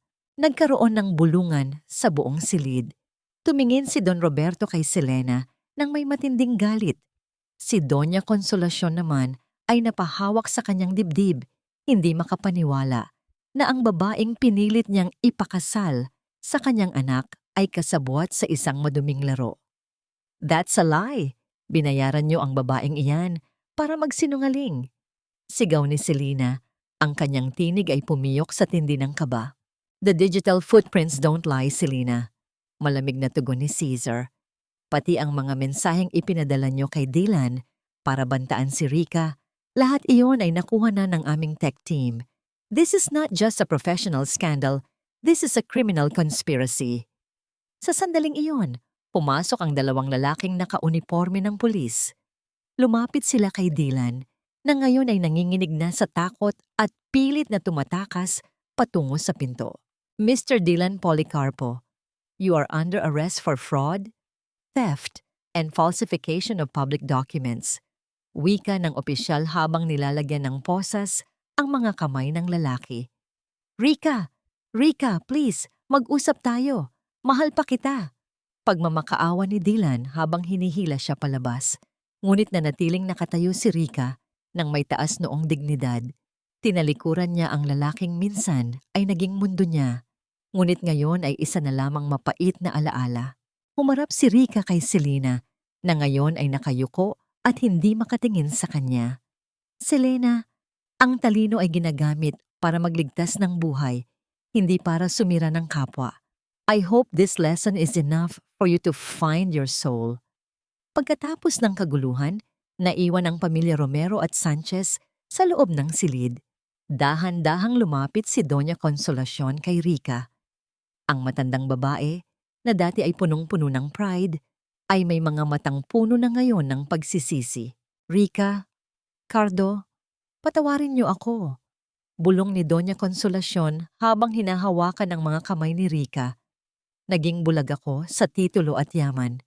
Hindi ko nakita na ang tunay na kayamanan ay nasa puso ng taong handang magsakripisyo para sa pamilya. Patawarin niyo ako sa lahat ng mga salitang ibinato ko sa inyo. Niyakap ni Rika ang matandang babae. Ang bawat patak ng kanyang luha ay tila nagpapatunay na ang pagpapatawad ay ang huling hakbang tungo sa tunay na paghilom. Inabot ni Don Roberto ang isang folder kay Mang Cardo, ang orihinal na titulo ng kanilang bahay na malinis na at wala ng anumang utang. Ito ay sa inyo, Cardo, hindi bilang utang na loob, kundi bilang katarungan, wika ni Don Roberto. Habang naglalakad palabas sina Rika at Cesar, ang sikat ng araw ay tila mas lalong nagningning. Wala na ang takot, wala na ang mga lihim. Ang bawat hakbang nila ay puno ng kapanatagan. Tapos na ang gulo, Rika. Bulong ni Cesar habang inilalagay ang kanyang braso sa balikat ng dalaga. Hindi pa, Cesar, biro ni Rika habang tumitingin sa doktor nang may malapad ng ngiti. Nagsisimula pa lang ang tunay nating kwento. Huminto si Cesar sa gitna ng hardin ng ospital, kinuha ang kamay ni Rika at dahan-dahang may inilabas mula sa kanyang bulsa. Isang maliit na kahon na may kulay asul na velvet. Ano ang nasa loob ng kahon na ito at handa na ba si Rika na tanggapin ang isang pangakong hindi na bahagi ng isang kasunduan? Ang paghampas ng mga banayad na alon sa dalampasigan ay tila isang mahinahong musika na sumasabay sa paghinga ng gabi. Ang langit ay nababalutan ng kulay ube at ginto habang ang huling sikat ng araw ay dahan-dahang nagpapaalam sa abot tanaw. Dito, sa malawak na buhanginan kung saan ang hangin ay amoy alat at kalayaan, nahanap ni Rika at Cesar ang katahimikang matagal nilang ipinagkait sa kanilang mga sarili. Nakatayo sila ng magkahawak kamay. Ang kanilang mga paa ay dahan-dahang binabasa ng tubig dagat. Wala na ang mga puting gown ng ospital, wala na ang mga mamahaling terno ng mansyon.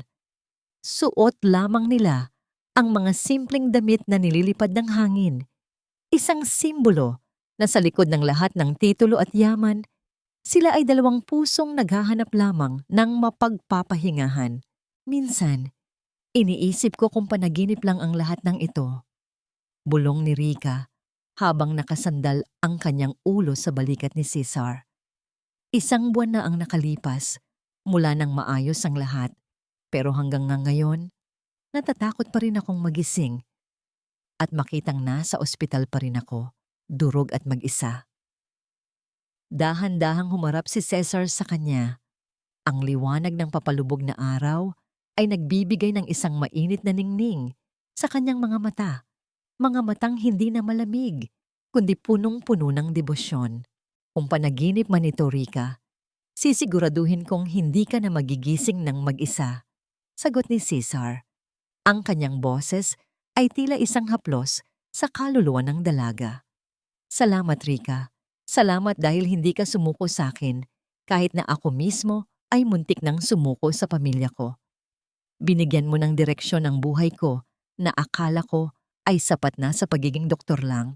Dahan-dahang bumitaw si Cesar sa pagkakahawak at may kinuha mula sa kanyang bulsa. Isang maliit na kahon na kulay asul na velvet. Nang buksan niya ito, isang singsing na may kumikinang na diamante ang bumungad. Isang singsing na mas simple kaysa sa ginamit nila sa engagement party, ngunit mas may mabigat na kahulugan.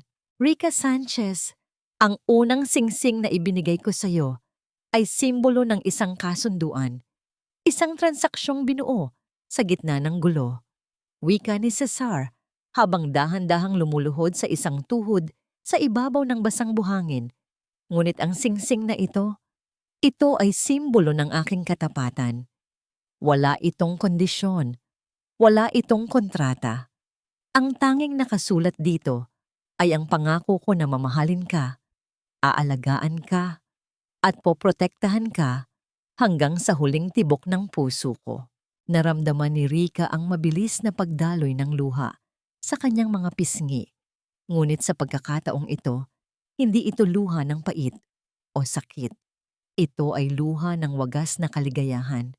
Ang kanyang dibdib ay tila sasabog sa tindi ng emosyong hindi niya maipaliwanag. Hindi ko kailangan ng isang doktor na tanyag, Cesar. Kailangan ko lang ang lalaking humawak sa kamay ko nung akala ko ay wala na akong halaga. Hikbi ni Rica habang tumatango ng paulit-ulit. Yes, Cesar. 1,000,000 beses na yes. Dahan-dahang isinuot ni Cesar ang sing-sing sa daliri ni Rica. Ang pagdampi ng malamig na metal sa balat ng dalaga ay tila isang selyo ng kanilang bagong simula. Tumayo si Cesar at binuhat si Rica. Inikot-ikot ito sa gitna ng dalampasigan habang ang kanilang tawanan ay humahalo sa ingay ng mga alon. Mula sa malayo, sa balkonahe ng isang maliit na rest house ay nakatingin ang kanilang mga magulang. Nakita ni Rica ang kanyang ama, si Mang Cardo, na may hawak na panyo at pinupunasan ang mga mata habang nakaakbay kay Aling Elena.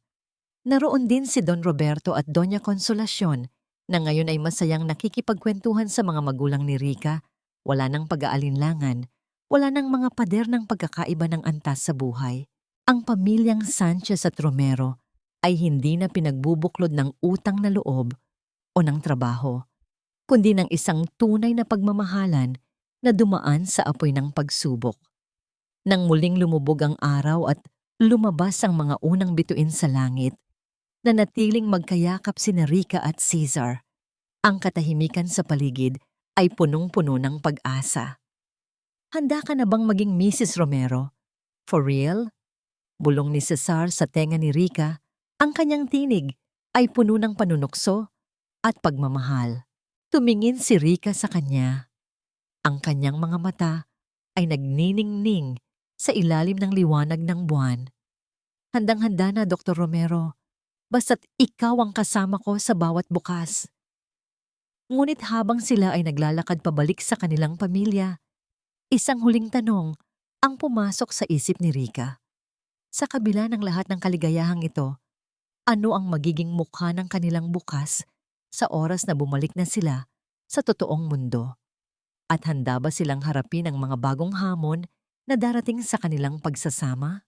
Ang sugat ng nakaraan ay hindi kailangang maging hadlang sa kagandahan ng bukas. Minsan, ang pinakamalalim na pait ay ang siyang nagbibigay daan para sa pinakamatamis na paghilom. 1 taon ang mabilis na lumipas mula nang ang dalampasigan ay maging saksi sa tunay na pangako ni Rica at Cesar. Ngayon, ang sikat ng umaga ay dahan-dahang sumisilip sa bintana ng isang bahay na hindi kasing laki ng mansyon ng mga Romero, ngunit puno ng bawat pangarap na iginuhit ni Rica sa kanyang mga blueprint. Ito ang kanilang sariling tahanan, isang istrukturang binuo hindi lamang ng semento at bakal, kundi ng tiwala at wagas na pag-ibig. Nakatayo si Rica sa kanilang maliit na garden, pinagmamasdan ang mga namumukadkad na rosas. Hindi na siya ang babaeng maputla at laging nakayuko sa takot. Ngayon, ang kanyang mga mata ay nagniningning sa katuwaan at ang kanyang bawat kilos ay puno ng kumpiyansa. Matagumpay niyang naibalik ang kanyang lisensya at ngayon ay isa na sa mga tanyag na arkitekto na kilala sa pagbuo ng mga healing spaces. Naramdaman ni Rica ang dalawang mainit na kamay na dahan-dahang yumakap sa kanyang baywang mula sa likuran. Ang pamilyar na bango ng mint at bagong labang puting coat ay nagpangiti sa kanya. Masyado ka na namang malalim ang iniisip, Mrs. Romero. Bulong ni Cesar bago mag-iwan ng isang banayad na halik sa kanyang balikat. Ang mga halaman ba ang kausap mo o ang munting anghel na nasa loob mo? Dahan-dahang hinaplos ni Rica ang kanyang tiyan na ngayon ay bahagya ng bumubulog. 6 na buwan na ang sanggol sa loob, isang buhay na bunga ng kanilang pagtitiis at pananalig. Sa bawat sipa nito, nararamdaman ni Rica ang ganap na kapayapaan. Iniisip ko lang kung gaano tayo kapalad, Cesar, sagot ni Rica habang sumasandal sa dibdib ng asawa. Narinig ko balita kahapon. Si Dylan ay nananatili pa rin sa loob ng kulungan at wala nang balak pang tulungan ng kanyang pamilya. Si Selena naman ay lumipat na sa ibang bansa para magsimulang muli malayo sa medisina. Minsan, nakakaawa rin sila. Ang bawat tao ay gumagawa ng sarili nilang tadhana, Rika. Wika ni Cesar, ang kanyang boses ay puno ng kapanatagan. Ang mahalaga ay malaya na tayo sa kanila. Ang pagpapatawad ay hindi para sa kanila, kundi para sa sarili nating katahimikan. At tingnan mo tayo ngayon, ang pamilya natin ay buo at masaya. Maya-maya pa ay narinig nila ang tawanan mula sa loob ng bahay. Lumabas si Mang Cardo at Aling Elena, kasama sina Don Roberto at Doña Consolacion. Ang apat ay tila matalik na magkakaibigan na nag-aagawan sa pagpili ng pangalan para sa kanilang magiging apo. Si Doña Consolacion ay hindi na ang matapobreng Doña. Ngayon, siya ay abala sa pagtatahi ng mga maliliit na sapatos para sa baby, isang bagay na kailanman ay hindi inakalang magagawa ng kanyang mga kamay. Rika, Cesar, halina kayo rito at luto na ang paborito ninyong sinigang. Tawag ni Doña Consolacion ng may malapad na ngiti. Habang naglalakad sila patungo sa loob, tumigil sandali si Rika at tumingin sa asul na langit. Naalala niya ang gabing nawalan siya ng malay sa kalsada, ang sakit ng pagtataksil at ang malamig na boses ng doktor na unang humawak sa kanyang kamay. Ang lahat ng iyon ay bahagi na lamang ng isang malayo at malabong alaala. Sa bawat babaeng nakikinig sa kwentong ito, ang aral ay malinaw. Huwag hayaang diktahan ng ibang tao ang iyong halaga. Ang pagiging conservative o pagpapanatili ng iyong prinsipyo ay hindi kailanman magiging kahinaan. Ang tamang tao ay darating sa tamang panahon, isang taong hindi ka pipiliting magbago, kundi isang taong handang baguhin ang kanyang buong mundo para lamang makasama ka. Ang pag-ibig ay hindi isang transaksyon, ito ay hindi isang kontrata. Ang tunay na pag-ibig ay ang pagtanggap sa bawat sugat ng nakaraan at ang sabay na paghakbang patungo sa isang bukas na puno ng pag-asa. Dito nagtatapos ang kwento ni Rika at Cesar, isang kwentong nagsimula sa isang kasinungalingan, ngunit nagbunga ng isang katotohanang panghabambuhay na mananatili sa kanilang mga puso.